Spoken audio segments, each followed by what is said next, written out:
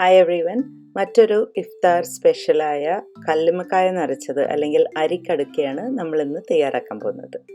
എല്ലാവർക്കും ഒരിക്കൽ കൂടി കവിത ഷുഗർ ആൻഡ് സ്പൈസിലേക്ക് സ്വാഗതം.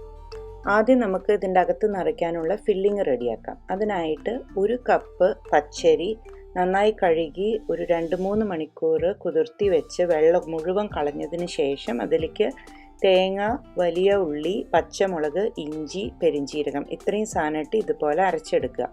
ഇതിലേക്ക് ആവശ്യത്തിനുള്ള ഉപ്പും കുറച്ച് മല്ലിയിലയും കൂടി ചേർത്ത് നന്നായിട്ടൊന്ന് മിക്സ് ചെയ്യുക. നമുക്ക് ഉരുട്ടി ഒരു ഉണ്ടയാക്കാൻ പറ്റുന്ന ഒരു പരുവത്തിലാണ് വേണ്ടത്. അപ്പം അതിന് കണക്കായിട്ട് ആവശ്യമുണ്ടെന്നുണ്ടെങ്കിൽ 1 ടേബിൾ സ്പൂണോ 2 ടേബിൾ സ്പൂണോ അരിപ്പൊടി ഇട്ട് കുഴച്ച് ഈ ഒരു കൺസിസ്റ്റൻസിയിൽ മാറ്റി വയ്ക്കാം. ഇനി നന്നായി കഴുകി വൃത്തിയാക്കിയിട്ടുള്ള കല്ലുമ്മക്കായുടെ വായ ഭാഗത്ത് ഒരു കത്തി ഇൻസേർട്ട് ചെയ്ത് കഴിഞ്ഞാൽ അത് തുറക്കും. അതിനകത്ത് അതിൻ്റെ കുഞ്ഞി താടി ഉണ്ടെങ്കിൽ അതെടുത്ത് കളയാൻ മറക്കരുത്. തുറന്നതിന് ശേഷം അപ്സൈഡ് ഡൗൺ വെച്ചിട്ട് അതിലത്തെ വെള്ളമൊക്കെ പോയിട്ടുണ്ടാവണം. ഇനി ഇതിനകത്ത് ഫില്ലിങ് വെച്ച് കൊടുക്കുക. അപ്പോൾ നിങ്ങൾ എടുത്തിരിക്കുന്ന കടുക്കയുടെ സൈസ് അനുസരിച്ചിട്ടുള്ള ഒരു മാവിൻ്റെ ഉണ്ടി എടുത്ത് അതൊന്നൊരു ഓവൽ ഷേപ്പിൽ ഇങ്ങനെ റോൾ ചെയ്യുക. എന്നിട്ട് അതിനകത്ത് വെച്ച് വിരൽ കൊണ്ട് ഞെക്കി ആ ഷേപ്പിൽ അങ്ങോട്ട് ആക്കി കൊടുക്കുക.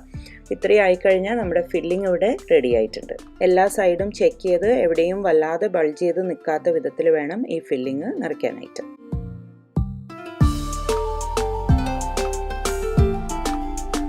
അങ്ങനെ നമ്മളിവിടെ എല്ലാ കല്ലുമ്മക്കായകളും നിറച്ച് റെഡിയാക്കി വെച്ചിട്ടുണ്ട്. നെക്സ്റ്റ് നമുക്കിതിനെ സ്റ്റീം ചെയ്തെടുക്കണം. അപ്പോൾ അതിനായിട്ട് ഒരു പാത്രം അടുപ്പത്ത് വെച്ച് വെള്ളം വെച്ചിട്ട് അതിലേക്ക് ഈ കടുക്കകളെ ഇതുപോലെ മുകൾ ഭാഗത്തേക്ക് മാവ് വരുന്ന വിധത്തിൽ നിരത്തിയിട്ട് ഒരു 20 മിനിറ്റ് നമുക്ക് സ്റ്റീം ചെയ്യാം. അപ്പം നമ്മുടെ കല്ലുമ്മക്കായയും മാവും ഒക്കെ നന്നായി വെന്തിട്ടുണ്ട്. ഇനി നമുക്ക് ഈ കടുക്കകളെ സ്റ്റീമറിന്ന് എടുത്ത് മാറ്റാം. അതിനുശേഷം നമുക്കൊരു മാരിനേഷൻ തയ്യാറാക്കാനുണ്ട്. അതിനായിട്ട് 1 ടേബിൾ സ്പൂൺ കാശ്മീരി ചില്ലി പൗഡറും 1/2 ടീസ്പൂൺ വീതം മഞ്ഞളും ഉപ്പും ചേർത്ത് കുറച്ച് വെള്ളമൊഴിച്ച് ഒട്ടും കട്ടയില്ലാതെ നല്ല ഫ്ലോയി ആയിട്ടുള്ള ഒരു പേസ്റ്റാക്കി ഇതുപോലെ മിക്സ് ചെയ്യാം. ഇനി നമുക്ക് ഈ മസാല ആ കല്ലുമ്മക്കായയിൽ തേക്കണം. അത് നമുക്ക് തോടോട് കൂടിയോ തോട് കളഞ്ഞിട്ടോ എങ്ങനെയാണ് വേണ്ടതെന്ന് വെച്ചാൽ ചെയ്യാം. ഞാനിവിടെ തോടോട് കൂടിയാണ് ചെയ്യുന്നത്.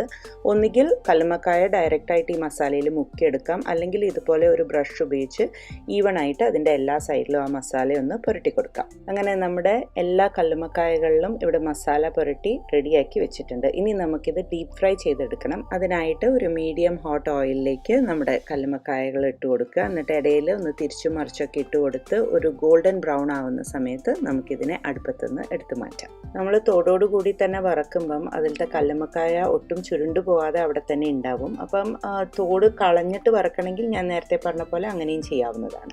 അപ്പോൾ നമുക്കിത് തുറന്ന് നോക്കാം. 2 സൈഡത്തെയും ഷെല്ല് എടുത്ത് മാറ്റി കഴിയുമ്പോൾ അതേ കല്ലുമ്മക്കായ നല്ല കറക്റ്റായിട്ട് അരിമാവിനെ ഇങ്ങനെ റാപ്പ് ചെയ്തിട്ട് അങ്ങനെയാണ് ഉണ്ടാവുക. ഈ റെസിപ്പി എല്ലാവർക്കും ഇഷ്ടപ്പെട്ടു എന്ന് വിചാരിക്കുന്നു. ട്രൈ ചെയ്ത് നോക്കാൻ മറക്കരുത്. Thank you for watching my video. അടുത്ത തവണ വീണ്ടും വ്യത്യസ്തമായൊരു റെസിപ്പി ആയിട്ട് കാണുന്നവരെ take care and have a wonderful day.